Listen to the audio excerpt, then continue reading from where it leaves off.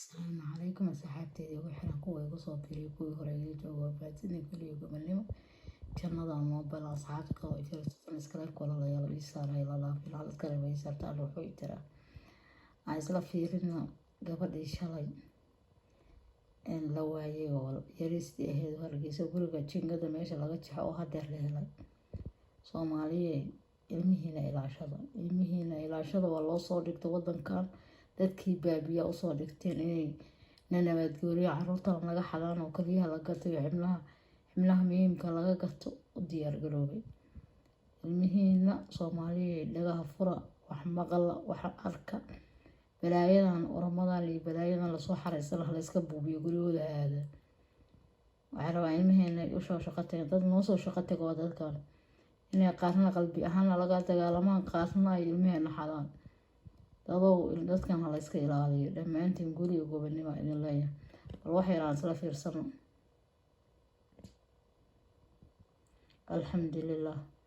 alxamdulilah wallaahi wax fiican hooyadii masaakiinta ahayd iyo aabihii masaakiinta ilaahay waa ka farxiyey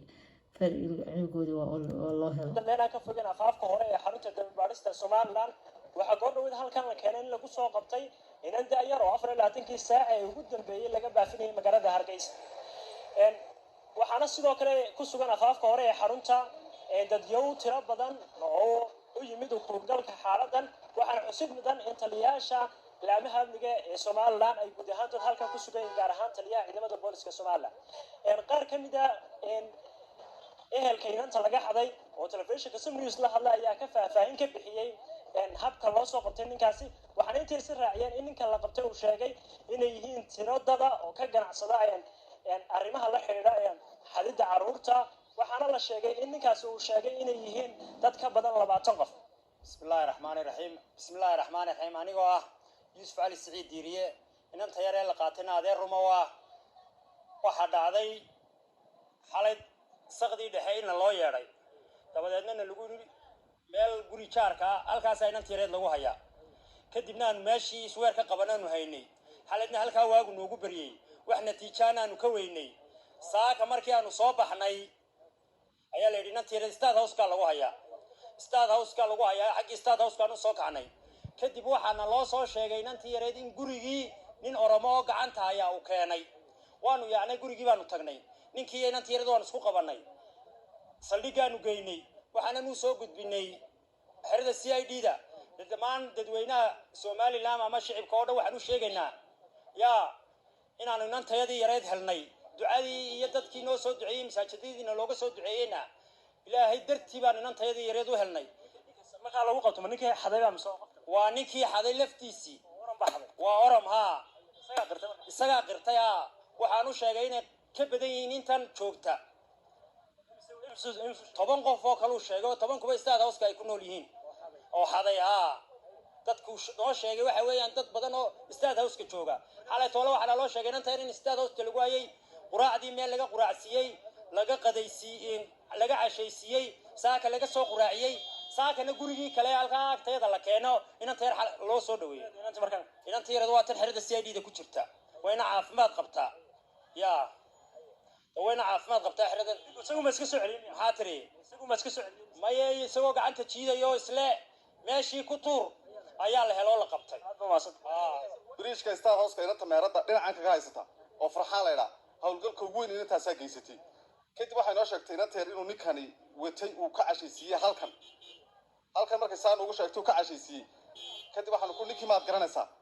kadib ninkii way sheegtay saambisa qolada sameeyaa weeyaan bay dhigtay guri bayna geysay markaa Ahmed Xaashi oday soo gurmays gurigiisa guriyaha ka dambeeya ayayna geysay dumar baa markaa guriga jooga waxa tiri guriga xalay halkana la keenay markii la keenay inanta yar halkana uu ninku la joogay uu watay hatta suuliga markuu galay uu la galay beetir dumarkii markii sidii ugu warrameen war soo baxno CID-da la soo hadalay inaan kala taxraac loo sameeyo State House ku haysta dhuxul oo qolada jareerkana dabeetana kiina waa loo sheegay kiina ina Naasir Xuseen Mataale baan ag dhigay ninkiina dabeetana war soo qabanay markan halkiis ku nimid ninkii wuxuu noo sheegay dabeetana ninka laftarkiisa ku kala dabeetana guriga baan dib hadana ugu soo noqonay hore ay gabadhu markan kii soo qabanay dhuxusha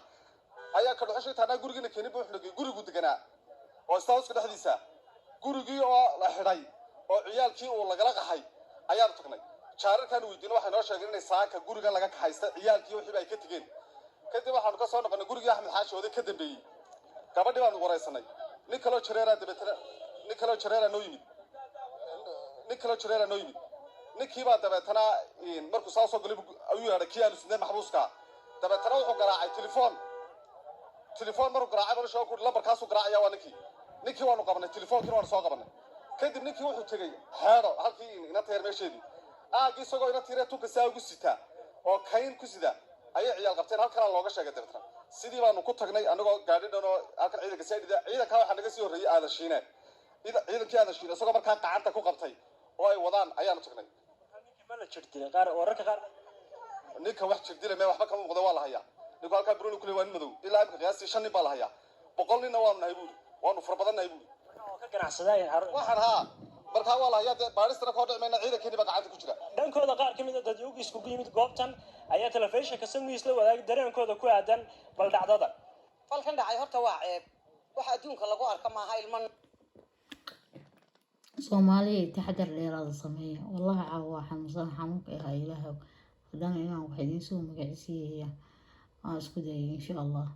falkan dadka inasana loo imeen loo xadaa maalin walba oo loo dhoofiya Soomaaliya indhaha fura mar haday wax ku dhacaan indhaha ma furtiin war meel kasto Soomaaliya joogtiin indhaha fura ilmihiina ilaashada dadkan dhex taagan Oromiya balaayadan ilmiheena inay ka ganacsadaan oo maadan meelaha laga ceyriyaan